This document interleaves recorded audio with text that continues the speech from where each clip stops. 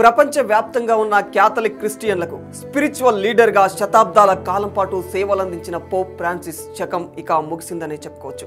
Kidney శ్వాసకోశ వ్యాధులతో బాధపడుతూ భారత కాలమానం ప్రకారం ఏప్రిల్ 21 సోమవారం ఉదయం 7:30 గంటల సమయంలో ఆయన చనిపోయినట్లు వాటికన్ సిటీ ప్రకటించింది. కొంతకాలంగా అనారోగ్యంతో బాధపడుతున్న పోప్ ఫ్రాన్సిస్ తన 88వ ఏట వాటికన్ సిటీలోని తన నివాసంలో కన్నుమూశారు. 1936 డిసెంబర్ 17న అర్జెంటీనాలో జన్మించిన పోప్ ఫ్రాన్సిస్ 2013 మార్చి 13న 266వ పోప్గా ఎన్నికయ్యారు. అయితే పోప్ మృతితో వాటికన్ సిటీలో కొత్త పోప్ ఎన్నిక గురించి చర్చలు కొనసాగుతూ ఉన్నాయి.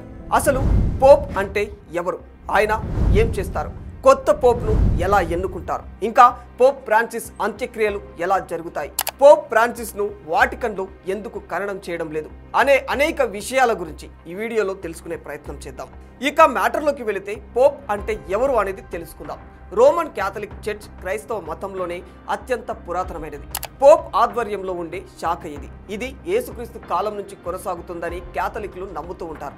యేసుక్రీస్తు తన శిష్యుడు పీటర్కు ఈ పాషాణం పైన చర్చిని నిర్మిస్తాను అని చెప్పినట్లు బైబిల్లో ఉంటుందట. అందుకే పీటర్ను క్యాథలిక్లు మొదటి పోప్గా భావిస్తూ ఉంటారు. ఆ స్థానం వారసత్వంగా కొనసాగుతూ వాటికన్ నగరంలోని పోప్ ఆధ్వర్యంలో ప్రపంచ క్యాథలిక్లను నడిపిస్తుంది. ఇక్కడ పోప్ అంటే రోమన్ క్యాథలిక్ చర్చ్కు ఒక ఆధ్యాత్మిక నేత. పోప్ను ఈ భూమిపై ఉండే యేసుక్రీస్తు ప్రతినిధిగా వాటికన్లు భావిస్తూ ఉంటారు. యేసుక్రీస్తు 12 మంది శిష్యులలో ఒకరిగా ఉన్న సెయింట్ పీటర్ను మొదటి పోప్గా చెబుతూ ఉంటారు. పీటర్ క్యాథలిక్ చర్చిని స్థాపించేందుకు రోమ్కు వచ్చారు.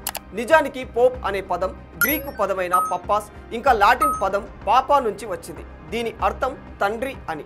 మొదట్లో చాలా మంది క్రైస్తవ మత పెద్దలను పాపా అని పిలిచేవారు. కానీ రోమ్ బిషప్ స్థానం అత్యంత కీలకంగా మారిన తర్వాత ఆ పదం ప్రత్యేకంగా రోమ్ పోప్కు వాడటం మొదలైంది. అలా ఆధునిక కాలంలో పోప్ అంటే వాటికన్ నగరంలోని రోమ్ క్యాథలిక్ చర్చ్ నేత అనే అర్థంగా మారిపోయింది. ఇక పోప్ అనేవారు ఏం చేస్తారు అని మాట్లాడుకుంటే ఫస్ట్ పోప్ అనేవారు క్యాథలిక్ చర్చ్కు అధినేతగా ఉంటారు. పోప్ అనేవారు యేసుక్రీస్తుకు ప్రతినిధి అని రోమన్ క్యాథలిక్ల ప్రగాఢ విశ్వాసం. దీనివల్ల పోప్కు క్యాథలిక్ చర్చ్పై పూర్తి అధికారాలు లభిస్తూ ఉంటాయి.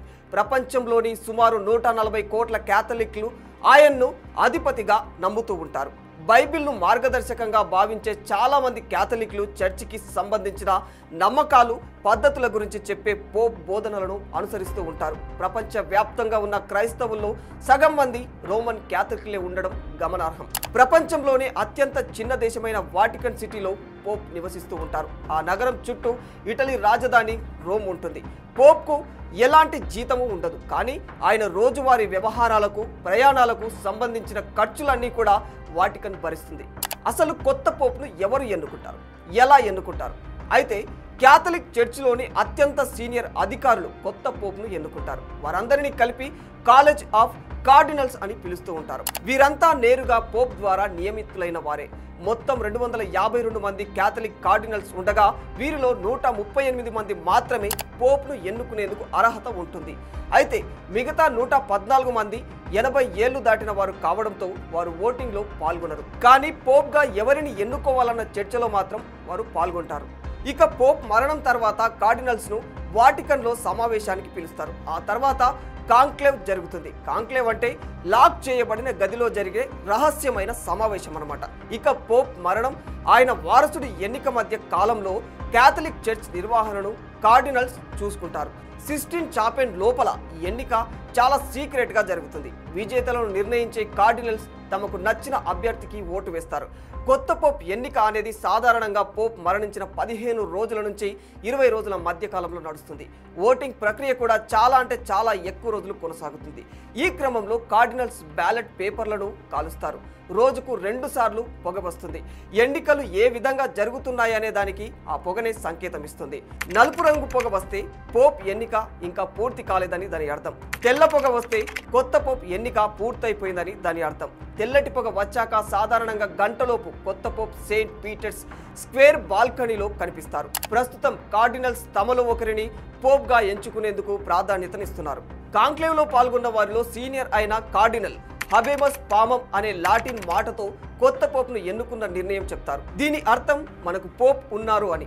తరువాత ఆయన కొత్త పోప్ను తాను ఎంచుకున్న పాపల్ పేరుతో పరిచయం చేసుకుంటారు. అది ఆయన అసలు పేరు కావచ్చు, కాకపోవచ్చు కూడా. ఉదాహరణకు పోప్ ఫ్రాన్సిస్ అసలు పేరు జార్జ్ మారియో బెర్గోగ్లియో, కానీ సెయింట్ ఫ్రాన్సిస్ ఆఫ్ అసిసి గౌరవార్థం తన పాపసీకి వేరే పేరును ఎంచుకున్నారు. అర్జెంటీనాలో జన్మించిన పోప్ ఫ్రాన్సిస్ 2013లో జరిగిన కాంక్లేవ్లో ఎన్నికయ్యారు. దక్షిణ అమెరికాకు చెందిన వారు పోప్ కావడం అనేది కూడా ఇదే తొలిసారి. ప్రపంచంలోని మొత్తం క్యాథలిక్కుల్లో దాదాపు 28% దక్షిణ అమెరికాలో ఉన్నారు. అయితే చరిత్ర గమనిస్తే యూరప్ దేశాలకు చెందిన వారు, ముఖ్యంగా ఇటలీకి చెందిన వారిని పోప్గా ఎంచుకునే అవకాశం ఎక్కువగా ఉంది. ఇప్పటిదాకా మొత్తం 266 మంది పోపులుంటే వారిలో 217 మంది ఇటలీకి చెందిన వారే ఉన్నారు. ఈ లెక్కన నెక్స్ట్ పోప్ని కూడా ఇటలీకి చెందిన వారినే ఎన్నుకునే అవకాశాలు ఉన్నట్లు ఊహాగానాలు వినిపిస్తున్నాయి. ఫైనల్ గా పోప్ అంత్యక్రియలు ఎక్కడ చేస్తారు, ఎలా చేస్తారు అనే విషయానికి వస్తే, పోప్ అంత్యక్రియల వ్యవహారం సాంప్రదాయంగా చాలా రోజుల పాటు కొనసాగుతుంది. ఇందులోని కొన్ని కఠినమైన పద్ధతులను తగ్గించే ప్రణాళికలను ఇటీవలే పోప్ ఫ్రాన్సిస్ ఆమోదించారు. గత పోప్లను సైప్రస్ చెక్క, సీసం, ఓక్ చెక్కతో తయారు చేసిన 3 వరుసల శవపేటికలలో ఖననం చేసేవారు. కానీ పోప్ ఫ్రాన్సిస్ ను మాత్రం జింక్తో కప్పిన సాధారణ చెక్క శవపేటికలోనే ఖననం చేస్తారు. ఈ ప్రక్రియను స్వయంగా తానే బ్రతికున్నప్పుడు ఎంచుకున్నట్లు తెలుస్తుంది. సెయింట్ పీటర్ బసిలికాలో పోప్ భౌతిక కాయాన్ని ప్రజల సందర్శనార్థం ఎత్తైన వేదికపై ఉంచే సాంప్రదాయాన్ని కూడా ఆయన రద్దు చేశారు. దానికి బదులుగా ప్రస్తుతం పోప్ పార్థివ దేహానికి శవపేటిక దగ్గర నివాళులు అర్పించడానికి అనుమతిస్తున్నారు. రోమ్లోని 4 ప్రధాన పాపల్ బసిలికాల్లో ఒకటైన సెయింట్ మేరీ మేజర్ బసిలికా చర్చిలో ప్రస్తుత పోప్ అంత్యక్రియలు జరుగుతాయి. గత శతాబ్దాల కాలం నుంచి వాటికన్ బయట పోప్కు అంత్యక్రియలు జరగడం కూడా ఇదే తొలిసారని చెప్పుకోవచ్చు. For more videos like this, subscribe Big TV channel.